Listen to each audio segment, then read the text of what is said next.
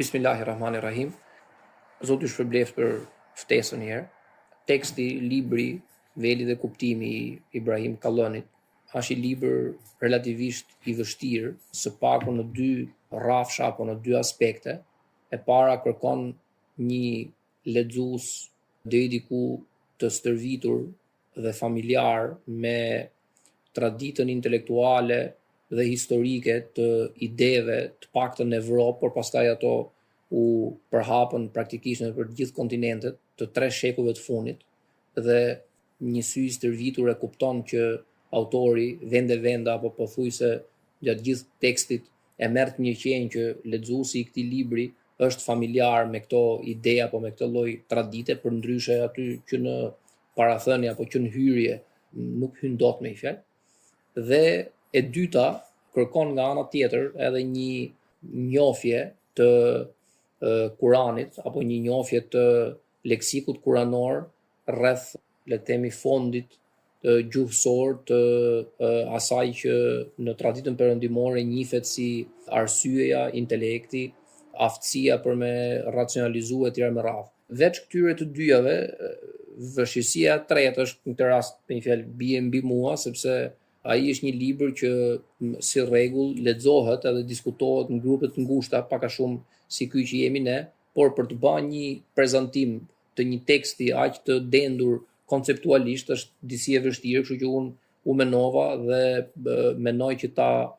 paraqes apo ta manifestoj apo ta shpalos në 3, le të themi, renda apo në 3 binar që libri ka vetë, nuk është se i menova unë nga vetja ime. Libri fillon apo libri paraqet parasgjithash një problem apo një shpjegim apo një paraqitje të arsyes në traditën perëndimore apo në atë që quhet Evropë perëndimore, sepse duhet ta di me fjalë 3 janë vendet ku praktikisht idetë e 3 shekujve të fundit e kanë origjinën. Parasgjithash është Franca, pastaj është Britania, dhe pse Britania ka filluar pak më herët, për atë që ka njohje të mirë të filozofisë, kemi një dallim të madh midis iluminizmit britanik dhe iluminizmit francez, praktikisht ai që më pas i dha formën politike Evropës ishte ky i dyti, pra iluminizmi francez, që për fat keq ka përfshirë apo ka plosur edhe Turqinë si republikë sekulare e modelit francez me i fjalë, dhe vendi i tretë është Gjermania. Këto 3 vende me i fjalë prodhuan mendimtarët kryesor që prodhuan idetë që i dhanë formë jo vetëm Evropës të shekullit 19 dhe të shekullit 20, por sipas logjikës famkeqe dhe të poshtër eurocentriste që gjithçka që ndodh në Evropë automatikisht është thjesht çështje ritmi,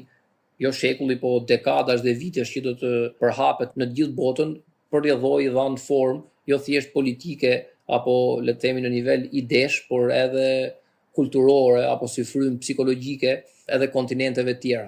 Në këtë kuptim, arsyeja në Evropë ka ardhur parasgjithash në pushtet, po ta themi kështu me fjalë, apo ka fituar të drejtën për të mbretëruar në raport me të gjitha manifestimet, format apo mënyrat e tjera instrumentale për me shku tek e vërteta, si pasojë apo si produkt apo si përftim i dikotomisë sipas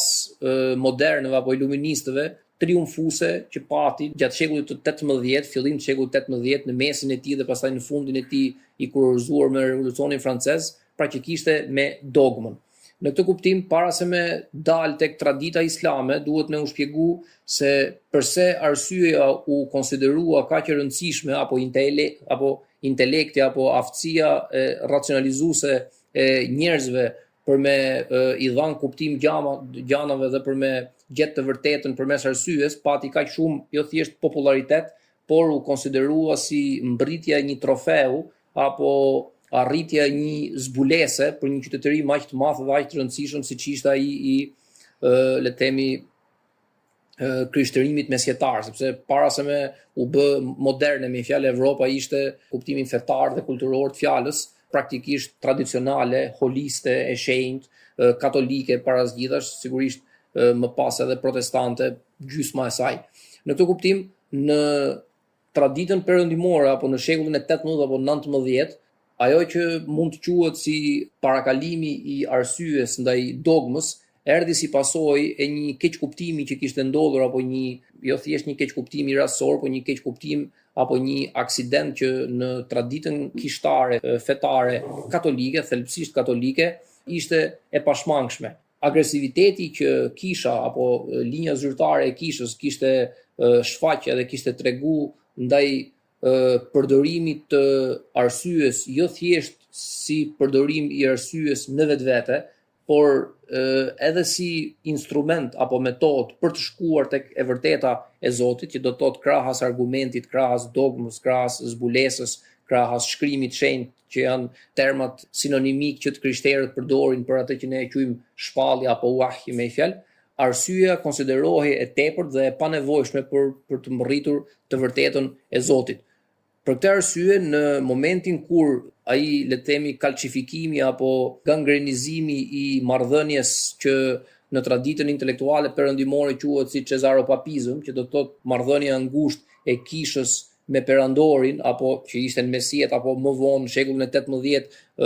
martesa e pashmangshme me të njëjtin fat e linjës zyrtare të kishës me ata të cilët kishin pushtetin apo kishin borgjezinë, ishte bërë aq e padurueshme sa nuk mund të shkatërrohej pa ndërtuar një metodë tjetër të menduari, dhe ata që quhen iluminist francez, duke filluar me Diderot apo d'Alembertin, që ishin ato të linjës soft, për me vazhdu me Voltairin apo Rousseau, që është i linjës hard me i fjalë në kuptimin e lig deri diku të fjalës, ju desh një linjë tjetër të menduari për me rrëzu atë që praktikisht konsiderohej si një sakrilegj për 1000 vite rresht, që arsyeja dhe aftësia njerëzore për me racionalizuar gjanat nuk mund të jetë kurse diçka cilës mund t'i zëm besë, për arsyeën se larg zbulesës dhe larg shkrimit shenjtë, ajo të bën gjëmën edhe të çon në rrugë të gabuara. Në këtë kuptim, në traditën perëndimore dhe kryesisht në Evropën kontinentale, në Francë dhe në Gjermani parazgjithësisht dhe pastaj edhe në vende të tjera, arsyeja, intelekti, ajo që quhet ratio apo fuqia racionalizuese apo abstrahuese e njerëzve erdhi si pasojë e kësaj armiqësie apo e kësaj dikotomie vërsulse që në botën e para revolucionit francez dhe pastaj në nivel idesh dhe pastaj në nivel politik dhe institucionesh në botën pas revolucionit francez ndërtoi atë, po themi, etnogjenezën apo arealin higienik intelektual të asaj që mund ta quajmë apo që më vonë u quajt modernizëm apo botë moderne apo botë kuptim apo vizion modern. Në këtë kuptim, mbretërimi i arsyes në fillimin e shekullit të 19 dhe deri në mesin e shekullit të 20 në perëndim dhe veçanërisht në Evropë nuk erdhi si pasojë e një, po themi, zbutjeje të peshës që kishte kisha apo linja zyrtare e kishës, por erdhi si pasojë e një hakmarrje që ndodhi. Pak më pas do flas që në botën islame kjo nuk ka ndodhur për minimumi 2 arsye që edhe Kalloni i përmend me fjalë, por edhe ne nga një formim elementar, nëse mund ta kemi, të dim. Pra kjo është arsyeja në botën moderne, dhe arsyeja në botën moderne, duke qenë se pushtetin apo të drejtën për të mbretëruar e mori pikërisht si pasojë e kësaj hakmarrje vërsulse ndaj bllokimit që i kishte bërë dogma dhe kisha për minimumi 1000 vjet, shkoi deri në pikën sa u shndrua një metodë për hir të metodës apo një instrument për hir të instrumentit apo një formë për hir të formës, dhe jo si, le të themi, aftësi e jashtëzakonshme dhe e nderuar me të cilën Zoti e kishte pajis njeriu që të kuptonte më tepër veten, që të kuptonte më tepër të tjerë, që të kuptonte tek e fundit fare në fund edhe shpalljen e Zotit, profetët e Zotit, librin e tij etj me radhë. Kjo nuk ndodhi, dhe ajo që ndodh në fundin e shekullit të 19 dhe në fillimin e shekullit të 20, kemi një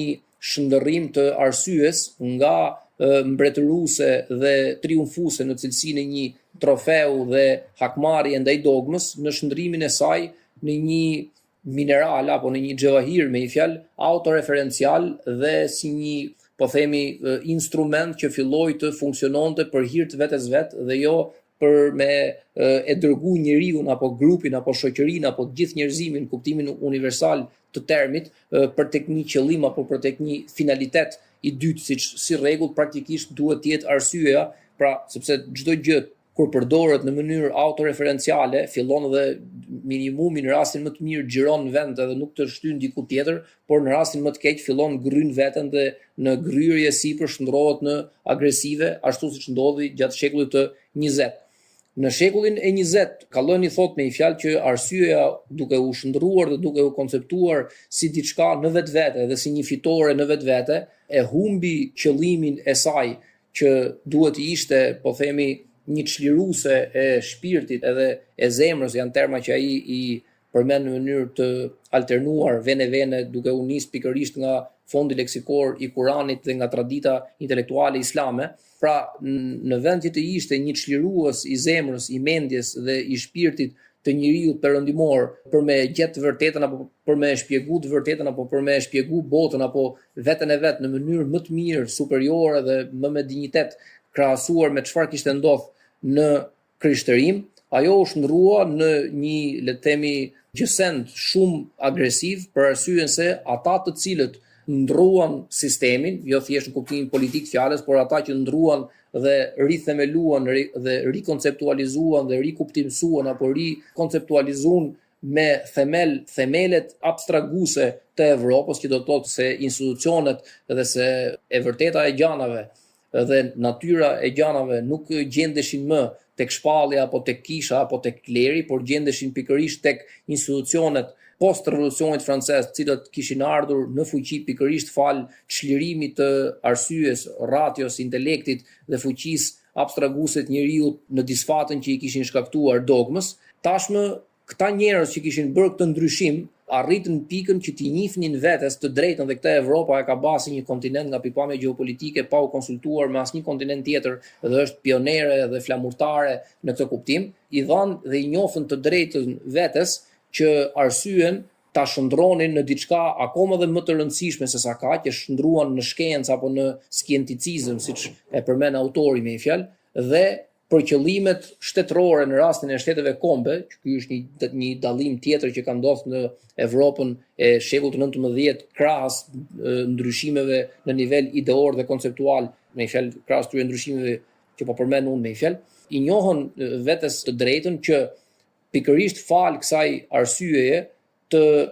arrinin deri në pikën që ta besonin, dhe kjo është besu për fat keq në mas në Evropën e fundit të shekullit 19 dhe në fillimin të shekullit 20, që arsyeja mund të instrumentalizohet dhe mund të përdoret për qëllimet e drejta dhe të mira, dhe këtë e din ata që e përdorin dhe e instrumentalizojnë arsyeën, dhe kjo nuk është një çështje, dhe këtu në këtë aspekt kanë qenë të drejtë edhe të saktë, kjo nuk është një çështje e masave dhe kjo nuk është një çështje e gjithë njerëzve, por kjo është një çështje e akademive, e klasave politike, e establishmentit intelektual e kështu me radhë. Janë minimumi 3 tekste që unë i njoh që janë në gjuhën shqipe, me një fjalë, që janë përkthy, që flasin pikërisht për këtë shqetësim. 2 prej atyre Kalloni i përmend si autor dhe si tekste, njërin nuk e përmend. I pari është një tekst i shkruar nga 2 ndër filozofët anti-iluminist dhe anti-modernist më të rëndësishëm të Gjermanisë, që është Theodor Adorno dhe Max Horkheimer. Këto të dy jetuan në Gjermaninë e viteve 30, 40, 50 dhe këta kanë të dy një libër, Dialektika e Iluminizmit. Këta përshkruajnë në mënyrë të detajuar dhe ja u këshilloj që ta lexoni, me fjalë ka botu shtëpia botuese dita 2000 këtu 15 vjet përpara. Në këtë libër ai bën në pjesën e parë një historik të botës parë të Evropës, praktikisht para revolucionit francez dhe pas revolucionit francez, dhe pastaj një përshkrim të asaj që te viti 93 i Hugoit quhet mbretërimi i terrorit, me fjalë i viteve 1792, 3, 4, 5, dhe thotë që fal revolucionit francez patëm terroret jakobine të Robespierrit, Dantonit dhe Maratit, dhe pikërisht fal të njëjtës logjike patëm horroret e sapo ndodhura të Evropës. Teksti është i viteve 50, 52, 53, shkruar në Amerikë katolikën që herët me një fjalë për shkak të frikës ndaj Hitlerit. Shkolla Frankfurtit ato u larguan dhe këto janë botu praktikisht si tekste në Amerikë, por flasin pikërisht për Evropën. Ato jetuan në Amerikë derisa vdiqën, por nuk jetuan asnjëherë si amerikanë dhe nuk u morën asnjëherë me çështjet intelektuale apo politike të publikut amerikan, por folën po për Evropën. Dhe tek dialektika e iluminizmit flitet pikërisht dhe eksaktësisht kjo që sapo thash, që arsyeja në fillim u përshëndet si një formë superiore që t'i jepte dinjitet njeriut për shkak se dogma ja kishte mohuar këtë drejt, por pastaj në momentin kur njerëz të këqij apo njerëz të poshtë, siç për herë ka pas bota me një fjalë, arrin që këtë mit, pra këtë le të themi instrument apo vegël të shndruar në kult dhe në mit, universalisht të pranuar tashmë nga masat edhe nga shoqëria, ta instrumentalizonin, atëra u arrit që të ndodhte ajo që ndodhi gjatë luftës së dytë me një fjalë, dhe jo thjesht gjatë luftës së dytë si luftë, sepse luftë ka pas për herë dhe luftë do të ketë për herë, për fat mirë apo për fat keq, kjo ha diskutime dhe është gjë tjetër, por luftë dhe genocid dhe shfarosje etnike dhe praktikisht holokaust, ashtu siç ndodhi gjatë luftës së dytë, jo thjesht nga gjermanët, por edhe nga Bashkimi Sovjetik dhe nga Stalini për hir të së vërtetës përpara Hitlerit, po në botën tonë të majtë dhe marksiste kjo nuk është se përmendet shumë me një fjalë, nuk kishte pa bota ndonjëherë. Ky është një tekst. Teksti i dytë e ka shkruajtur vetëm Horkheimer, është edhe ky është përkthy herët kritika e arsyes së instrumentalizuar. Është e njëjta logjik, por ky në këtë aspekt shton diçka. Ky tekst që e shkruan vetëm me një fjalë, thotë që në fillim u pa dhe u mor vesh që mitizimi i arsyes si forma e vetme për me i dhënë kuptim gjanave ishte e pashmangshme që do ta shpinte njeriu pikërisht në të njëjtin fanatizëm dhe agresivitet siç kishte shquar Evropën linja zyrtare e kishës romane, që pa dogmën dhe vetëm përmes dogmës mund të mbërrihet e vërteta e vetes state e shoqërisë dhe e Zotit. Dhe në momentin kur këtu heqim dogmën dhe e zëvendësojmë me arsyen, pra kur nuk kemi një le të themi kalim të butë apo kur nuk kemi një alternim midis të dyjave, por njëna i zë vendin tjetrës, atëherë është çështje kohe, këtë e ka shkruajtur përpara Trofenantës me fjalë, është çështje kohe kur arsyeja do të shndrohet në të kundërtën e vet dhe njeriu duke u konceptuar praktikisht i gjithi racional apo i gjithi njeri që mund ta jo thjesht ta përdori arsyen, por të kuptoj edhe përdorimin ekstrem të të njëjtit mekanizëm, pra të së njëjtës arsye nga ana e të tjerëve, nuk është e largët dita ku do të shndrohet në të kundërtën e vet dhe do të shndrohet pra nga një anë ekstrem, që do të thotë përdorim i jashtëzakonshëm dhe pa kushte i arsyes, do të kalojmë tek ekstremi tjetër që do të vijë një moment. Dhe kjo është në një farë mënyrë, nuk du ta përdor termin profeci, po është një lloj kështu nuhatje e jashtëzakonshme që ky e ka pas, që do të vijë një moment që Evropa si kontinent dhe qytetërimi ton mund të shkojë në majt hundës dhe ta konsiderojë arsyen si një aksident të shkurtër 2 shekullor, të heqë dorë prej saj dhe të mos i duhet më asnjëherë. Praktikisht, unë duhet ta thoya që në fillim po e kurseva, por në fakt më doli në shteg me fjalë, kjo bisedë që bëjmë ne këtu sot është një bidat total me fjalë në botën e Big Brotherit dhe të TikTokut me fjalë, të flasësh për arsyen, a ka vlerë arsye, a do rikthehet arsye, siç kalloni pyet në fund me fjalë, a do të rimëkëmbet më arsyeja, mund të ketë vlerë akademike, mund të ketë vlerë historike, mund të ketë vlerë intelektuale, po në kuptimin e një le të themi realizueshmërie apo dobie që mund të na duhet jashtë mureve të kësaj godine është një shaka e madhe me fjalë, sepse pjesa dërmuese e njerëzve, jo shumica, por pjesa dërmuese e njerëzve janë përfshirë në një lloj dinamizmi. Kjo nuk është një çështje e Shqipërisë, është një çështje parazgjitësh e Evropës, pastaj e Shqipërisë, janë përfshirë në një lloj dinamizmi që arsyeja është një gjë që praktikisht na duhet. Rudi thot me një fjalë, student dhe ju thosh me një fjalë që ju e përdorni menjen vetëm për me bë dallimin midis të kuqes dhe jeshilës së semaforit, edhe mas kësaj me një fjalë, edhe ka pas prej atyne që ja kanë konfirmuar, po ç'e do menjen më tepër se sa kjo me një fjalë i kanë thënë, që do të thotë për aq kohë sa rrojmë si njerëz edhe nuk bëjmë gafa apo nuk bëjmë aksidenta apo nuk bëjmë krime në rastin më të keq fjalës, atëherë arsyeja është një gjë që praktikisht mund të shndrohet në një lloj luksi që edhe po nuk e pate, nuk të prish punë. Edhe realiteti psikologjik dhe kulturor i shoqërisë shqiptare sot, po i hy botës, sepse prej botës ka ardhur këtu ajo, por le të merremi me këtë stanin ton me fjalë, është pikërisht ky për fat keq. Kështu që e gjithë kjo bisedë ka vlerë historike, do përmendim autorët, do përmendim domethënë Kallonin dhe librin si qëllim në vetvete, por nga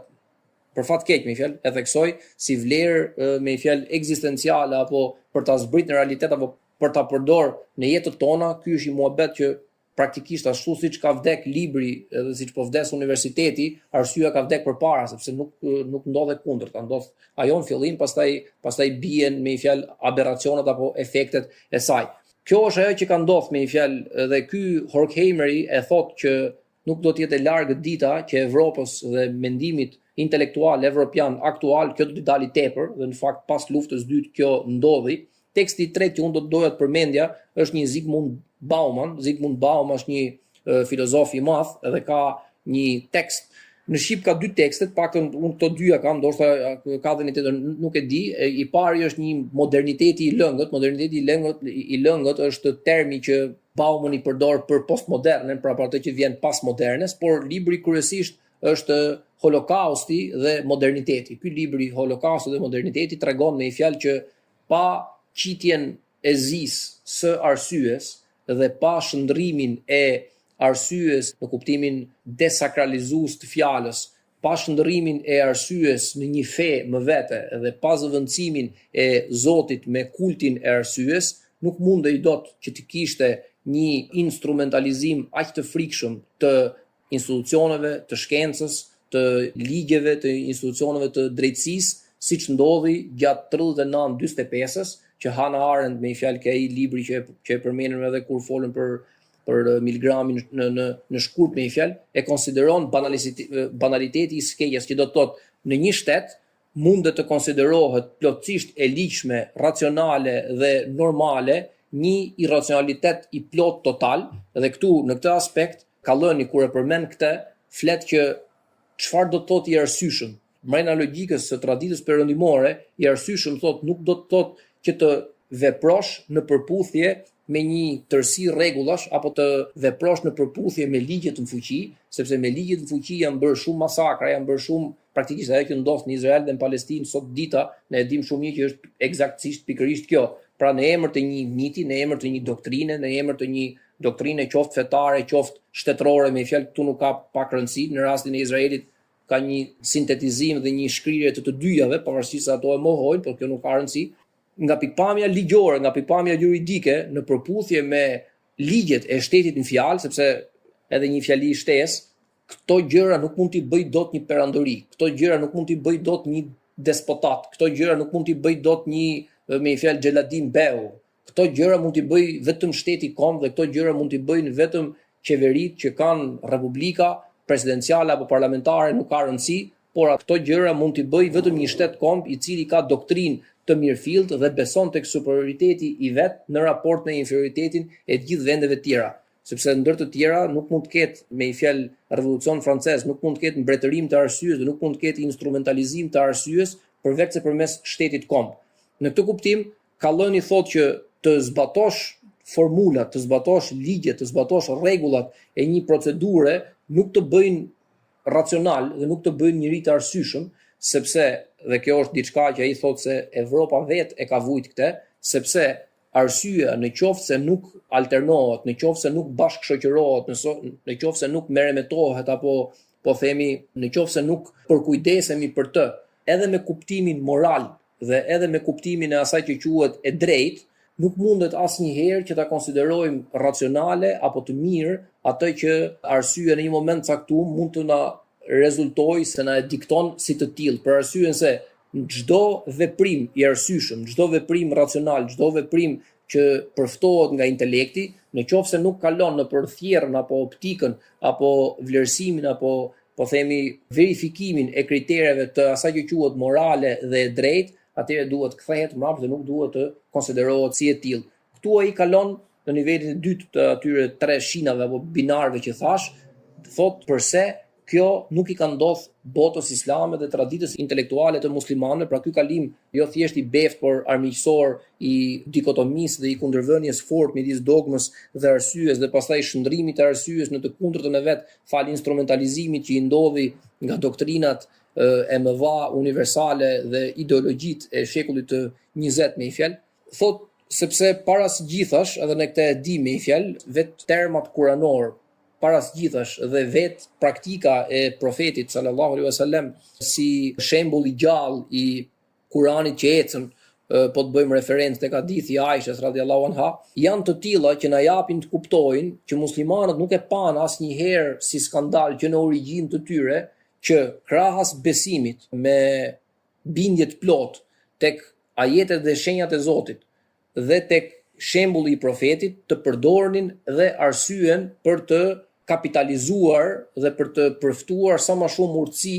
nga pikërisht këto shenja. Dhe Kurani ai përmend një numër ajetesh, por Kurani ka shumë më tepër se sa ajetet që përmend ai tek e fundit fare libri është më tepër një libër se sa një tekst i mirëfillt dhe ai diku ke parathënie e thotë që ka shumë tema të cilat unë do t'i përpunoj në një punim tjetër, por kjo është më tepër një reflektim që e kishte shkruajtur gjatë koronavirusit. Me një fjalë është një reflektim rreth asaj se ku po shkon bota në këto muaj ku ne po kuptojmë edhe një herë që çfarë vlere ka distanca, largësia, arsyeja, sistemi shëndetësor, jeta, vdekja etj me radhë, pra në ato muaj të frikshëm që ka plun botën me një fjalë.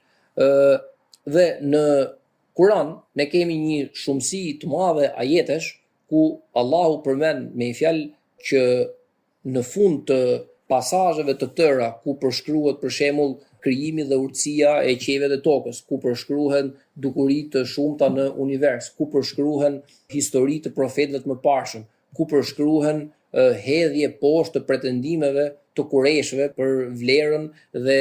po themi domosdoshmërinë e pranisë së idhujve në adhurimin e Allahut, pra si po themi ndërmjetës tek ai. Në për të gjitha këto demaskime apo në për të gjitha këto manifestime virtuoze që Allahu me fjalën e tij të jashtëzakonshme dhe të pakrijuar i hedh poshtë pretendimet si të popujve të mëparshëm, si të kureshëve apo si të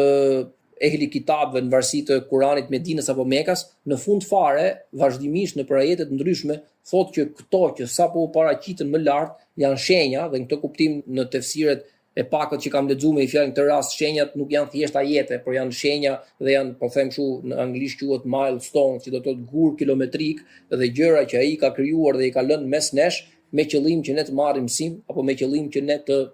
racionalizojmë, me qëllim që ne të vement, me një fjalë, që t'i përkushtojmë rëndësi të madhe, me qëllim që të reflektojmë, me qëllim që të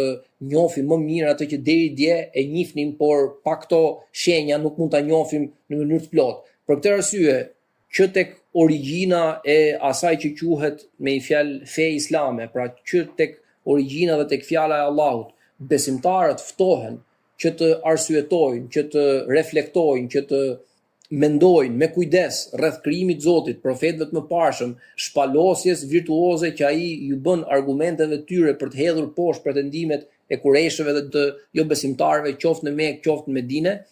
Besimtarët dhe muslimanët, jo thjesht arabët, por muslimanët si një umet, u familiarizuan herët që arsyeja apo aftësia për të argumentuar apo aftësia për të arsyetuar nuk është një gjë që mund ta përdorim në çeftas, nuk është një gjë që mund ta përdorim me frikë, por nga ana tjetër nuk është as diçka që mund të funksionojë në vetvete,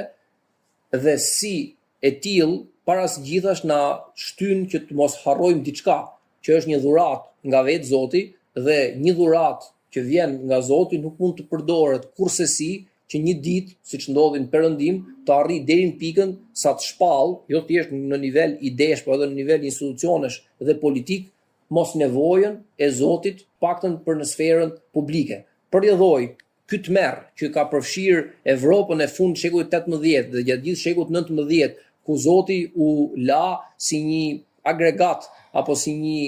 agjenci që mund të praktikisht mbahej i gjallë në zemrat e njerëzve, por kjo mund të vlente vetëm në nivel privat dhe jo publik, në nivel individual dhe jo kolektiv, në nivel, po themi, familjar apo prag e brenda, por jo në kuptimin publik dhe institucional të fjalës. Në botën islame kjo nuk ka ndodhur për arsyeën se arsyeja që në fillim përshkruhet si një nimet i madh i Zotit,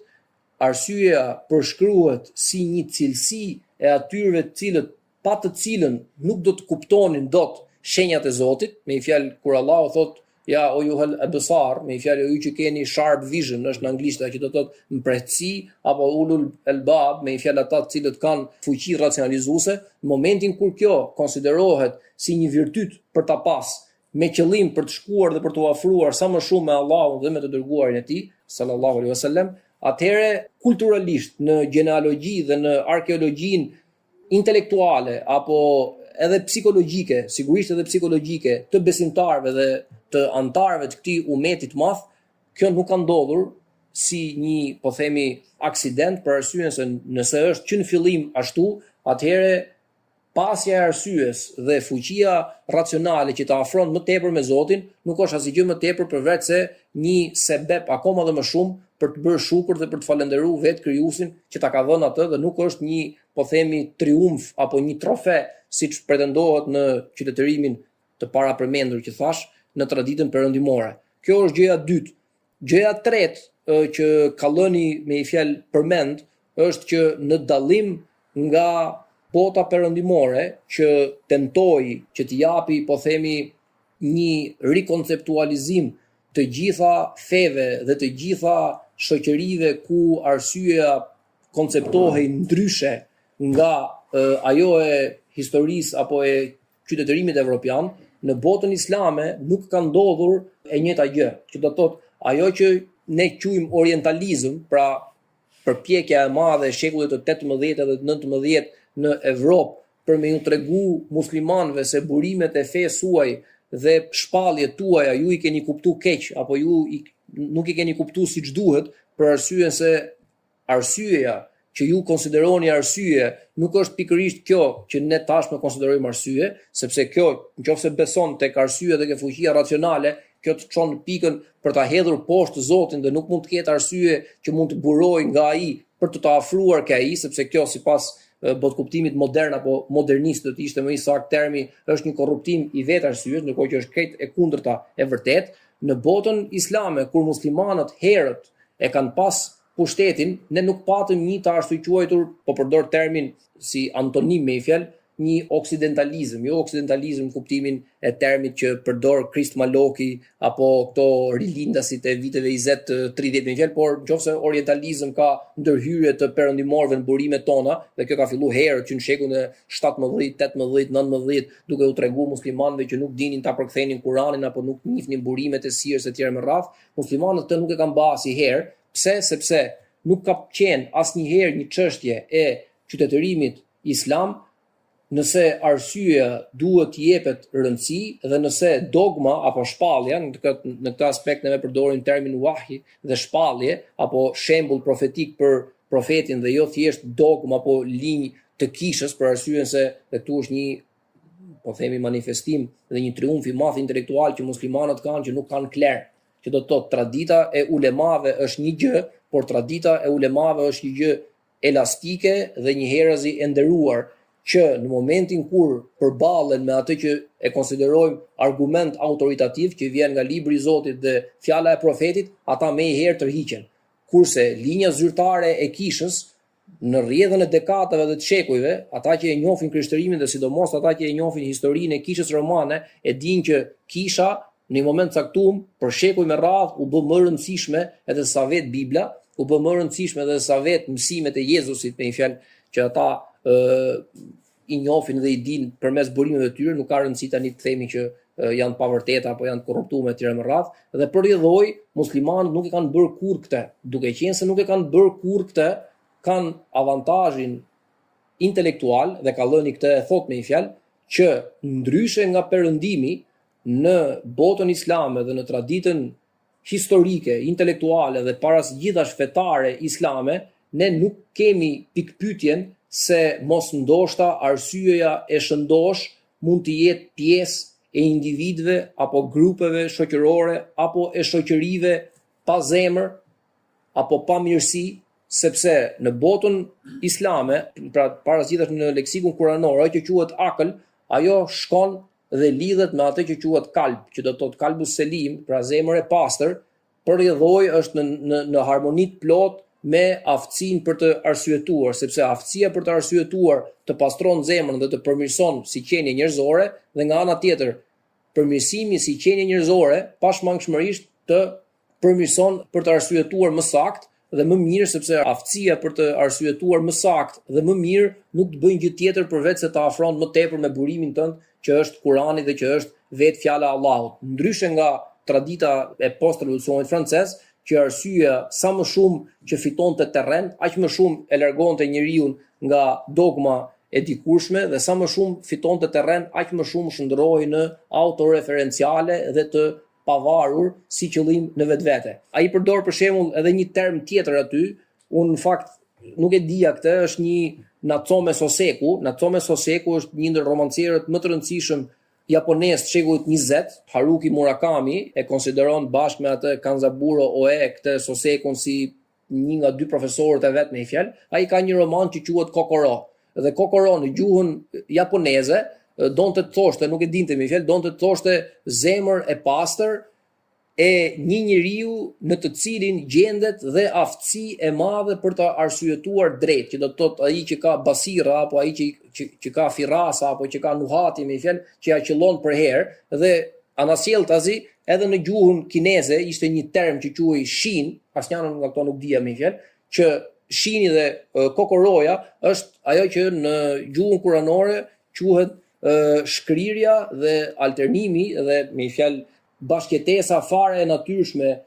që është një bekim dhe nimet i madh midis zemrës pastër dhe të pasurit mend për me lexu ajetet e Zotit në univers dhe ajetet e Zotit në Kur'an. Në këtë kuptim, kjo mungesë totale diference si një bekim i madh në qytetërimet e lindjes largët, sepse fakti që gjuhët e tyre kanë një term të tillë dhe janë gjuha kineze, gjuha japoneze dhe para së gjitha gjuha arabe me fjalë, tregon që në natyrshmërinë e vet, njeriu nuk ka nevojë që të kalojë nëpër këtë lloj garrameti të madh, që dikur të mos ketë praktikisht arsye apo të mos ketë nevojë për arsyen dhe pastaj të vijë një moment që të kalojë nga krahu tjetër, por e ka fare të natyrshme që, dhe kjo është pjesa asaj që ne e besojmë si fitre, por është e vështirë për ata që minimumi e njefi çik Evropën, është e vështirë të besohet më, siç besojmë ne tek fitria në botën italiane, në botën franceze, në botën britanike sot, ata nuk besojnë tek fitria më në mënyrë absolute, sepse edhe njeriu po ndryshon aq shumë atje sa ata nuk bien më dot dakord, dhe ne këtë e dimë fjalë se çfarë do të thotë fitre. Fakti që në bazë të ndjeshmërisë dhe në bazë të mënyrës se si njerëzit ndihen, përcaktohet vlera ekzistenciale e secilit prej tyre, atëherë hajde gjeje ti se çfarë është e natyrshme, ku ato thonë për shembull që ne kemi lirinë për të prodhuar slogane si italianët për shembull e kanë vivi e lascia vivere, jeto dhe lër të tjerë të jetojnë si duan, që do të thotë kjo në themel është shkatërruese e jo vetëm e arsyes, por edhe e moralit, sepse në qoftë se secili ka në i formë të vetën se si jeton dhe të ndihet i mirë dhe ne duhet pajtohemi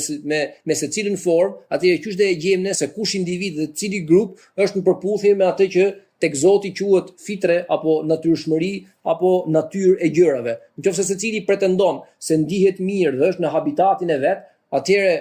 protagonizmi apo e drejta për me pas protagonizmin apo e drejta për me pas dinjitetin e të qenit në përputhje apo e të jetuar në përputhje me natyrshmërinë që Zoti ka kriju, humbet, dhe nëse kjo pastaj shndrohet në diçka krejt normale, kalimi i dekadave, i viteve dhe i dekadave e çon shoqërinë në pikën që ta humb fare këtë. Kalloni thotë kjo në traditën fetare dhe historike të muslimanëve nuk ka ndodhur asnjëherë, prandaj dhe leximi i realitetit nga ana e muslimanëve nuk ndodh si një sforcim apo si një lloj kështu sprove akademike që ka dy lexime, ka një lexim fetar dhe ka një lexim racional. Tek muslimanët i gjithë realiteti është krijimi i Zotit dhe për aq kohë sa është krijimi i Zotit ka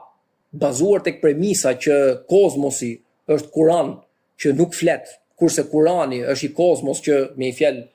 flet në kuptimin që shenjat e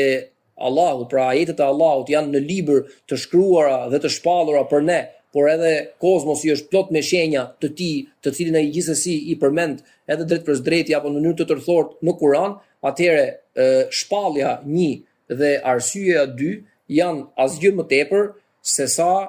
instrumente apo forma që të më afrojë njerëzit tek Allahu. Tek e fundit fare, pikërisht për këtë qëllim ai i përshkruan se solli shpalljet, se solli profetët, që njeriu me fjalë të bëhet humble, të bëhet modest, ta njohë me fjalë vlerën e vetes dhe të afrohet tek ai. Kalloni thotë fatkeqësisht Evropa perëndimore nuk e ka pas ndonjëherë këtë mirësi dhe nuk e ka kaluar ndonjëherë këtë periudhë ku të mos ekzistoj fare diferenca dikotomike edhe armiqësore midis dogmës dhe arsyes, dhe për këtë arsye psoi kalimin ekstrem nga rëndësia imediate dhe e madhe dhe e egër që i dha arsyes në shekujt 18 dhe 19 tek ekstremi tjetër që ka ndodhur në Evropën e viteve 60, 70, 80, pastaj edhe në Amerikë me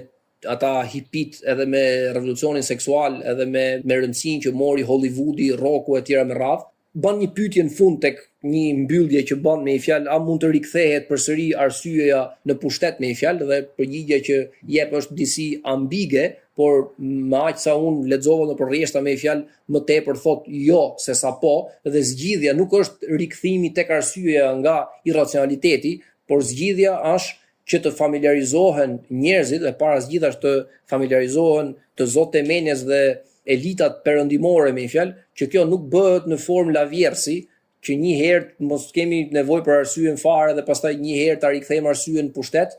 në mbretërimin e saj me një fjalë, por kjo bëhet përmes një lloj alternimi normal dhe konsiderimi të dy formave të njohjes, pra edhe përmes shpalljes, edhe përmes menjes, si të dyja njëherëzi të rëndësishme. Sigurisht ne e dimë që shpallja ka shumë më tepër përparësi, por fakti që shpallja nuk mund të kuptohet plotësisht me dëshmi të vetë Allahut, pa reflektuar tek ajo, pa e vrarë mendjen dhe pa e marrë seriozisht, atëherë nga pikpamja, po themi kështu, epistemike, të dyja janë barazvlefshmërisht të vlefshme në sy të Allahut, dhe të dyja konceptimi këtyre dy kuajve të betejës që të afrojnë me Zotin në botën perëndimore nuk njihen, edhe me gjasa, me aq sa zhduken bafët me një fjalë, duhet kalojë dhe shumë kohë dhe ende nuk do njihen, sepse evropianët jo thjesht nuk kanë, pra në dritë nuk shohim se ndjejnë nevojën apo